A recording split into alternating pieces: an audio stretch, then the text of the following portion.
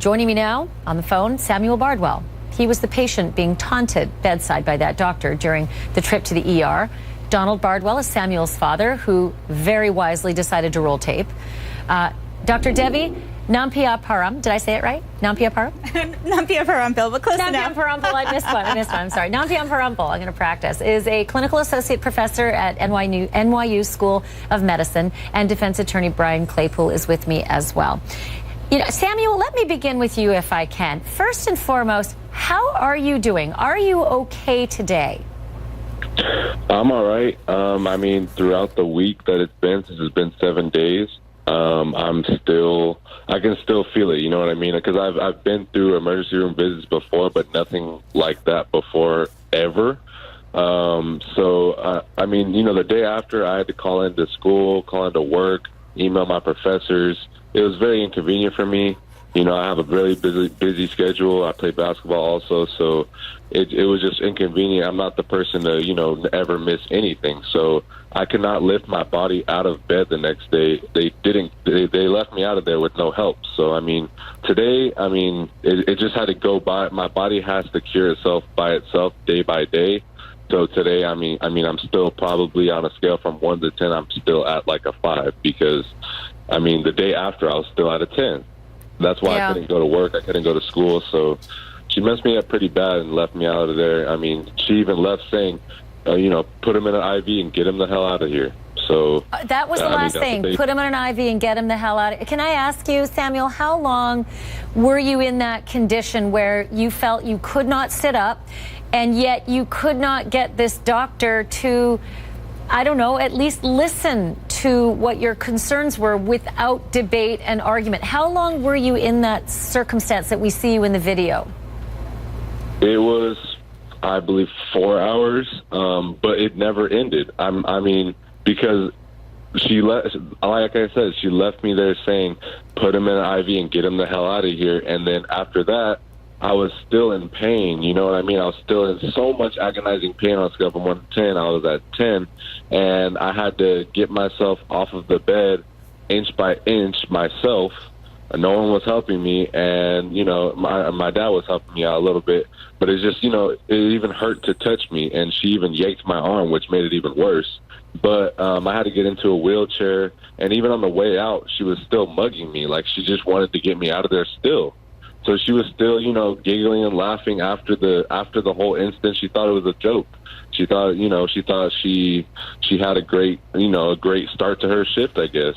So Donald, let me ask you, as Samuel's dad, I don't know how you kept your composure. I think I would have reached across that gurney and strangled her for speaking to my child that way. My child who had, and let me just remind our viewers, had vomited, felt numb, and collapsed outside of basketball practice.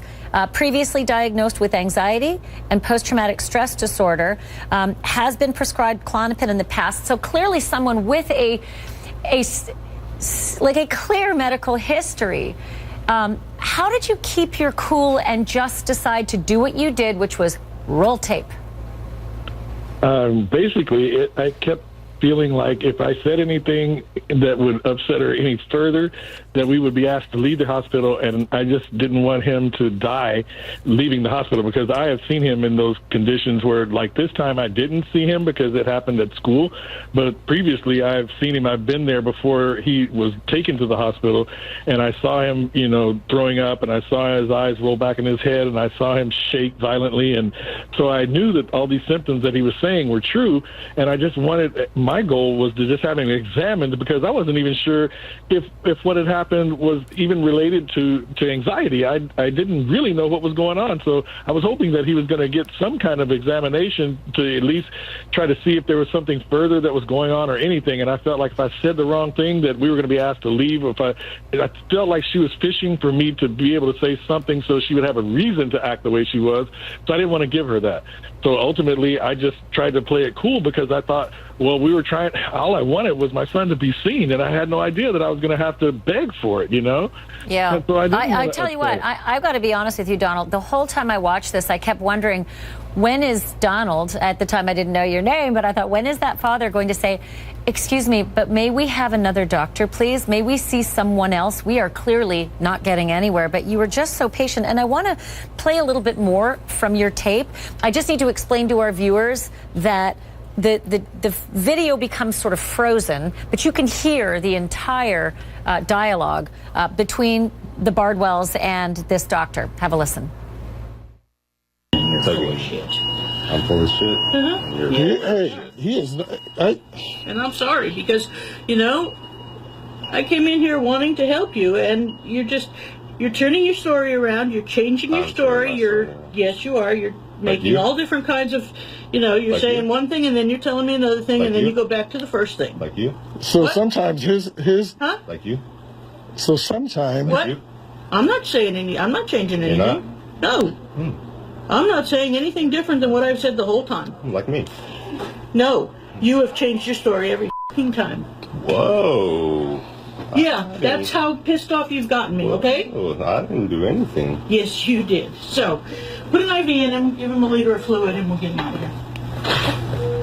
That's what he says he needs. He's obviously a doctor, and he knows what he needs.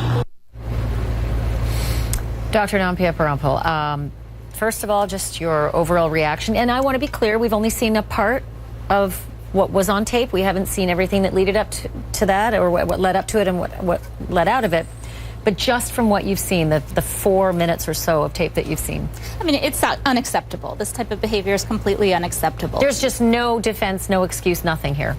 Not in my opinion. I mean, on top of the lack of professionalism, it's also an abuse of power, right? You have somebody coming in for help, and this is the person they're turning to. Oh, she's yanking this him. way. Watch her pull at him, saying, sit up, and he's saying, I can't. And she says, yes, you can, and she starts pulling. Yeah, I'm very sorry that both the father and the son had to go through this just as a medical professional, right? Some of the things that that kind of struck me is that, just as Mr. Bardwell said, that how do you know for sure that this is anxiety versus something going on with, his son's heart, right, or his son's lungs? So these are things that should be looked at. By the way, there was something telling at the beginning. She barked at this patient, saying, "You're the least sick person who came in here today," almost as though she was angry that others in the waiting room may have deserved more care. But I mean, in an ER, there's a system whereby you get treatment. Exactly, and we're not comparing one patient to another in terms of how they feel, right? You might see someone who's maybe more immediately sick first, so some other folks may have to wait. But at the same time, there are things that are being reported just in the larger context about the emergency room and physician burnout. So this seems to be an area, I'm not saying that's an excuse, but about 65% of ER physicians have reported burnout. Well, and some of them also have this fear that anybody who's coming in is at risk for being a narcotics shopper, feigning all sorts of conditions just so that they can get. We're in a crisis in this That's true. country, an opioid crisis whereby anybody will say and fake anything. Now, it sounded to me like Samuel Bardwell has quite a history. Well, and his dad was there to sort of be the arbiter of what had happened. Well, and there are ways to check on this, right? So one option is to ask the person for medical records or if something can be sent. Nowadays we have emails and by phone, the way, right? your dad is with you. Your dad is not going to be, typically going to be the guy who's there saying, let's go cheat the system and fake a but collapse even at if the you have basketball a court. bottle of pills from the past, right? So this was an issue where they couldn't get to the pharmacy in time. So if you have the old one, you have the prescribing physician's name. You can also check in the system. There are ways to know if someone's got these medications. They even said when she suggested, "Oh, I get it. You're here for some narcs, for some narcotics," and I could hear Samuel saying, "Oh, here we go." Like that's obviously what she thinks of me. No, it's you very can hear him unfortunate. clearly saying that's not what I'm here for. That's true. I mean, either way, he has to be treated for the anxiety, right? And make sure there's nothing else going on. Either way, the person has to be treated with respect, right? Yeah. But at the same time, it's not like she had to make a decision with no information at all. I mean, you can check medical records. You can check to see what's been prescribed in the past from the pharmacy. And then you can treat the patient as you should. Let's not even go to all the S-bombs and F-bombs and all the rest. Of course. Brian Claypool, jump in on this, if you will. That video is pretty clear. Is it pretty damning?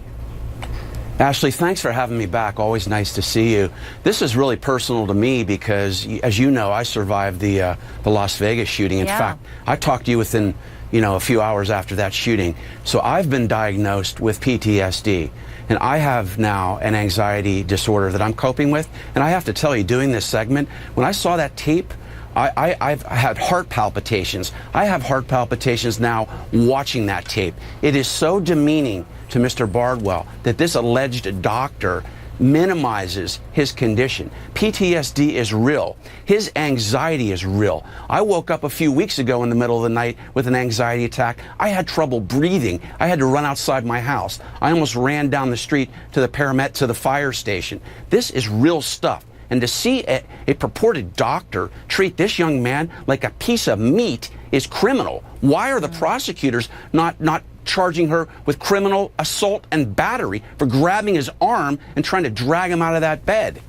I mean, all of it looks very, very uncomfortable. I did mention before, we have not seen what happened leading up to the tape, leading out of the tape, and context is always very important as well. What is on the tape, without question, is troubling. And you know, I tried to look for the defense of this doctor in saying what you said, Dr. Devi, exhaustion, those who come in narcotics shopping, and all these frustrations. But ultimately, just being human, she seemed to fall below the base level of just sort of being human. I have to leave it there, but Samuel, I hope you're going to be okay. I hope you're feeling better, and thank you to you and your dad, Donald, for coming on and sharing this story with us. Dr. Devi, thank you for your expertise, and Brown, I'm going to ask you to stick around, if you will. Got a lot of other stories I need you to weigh in on.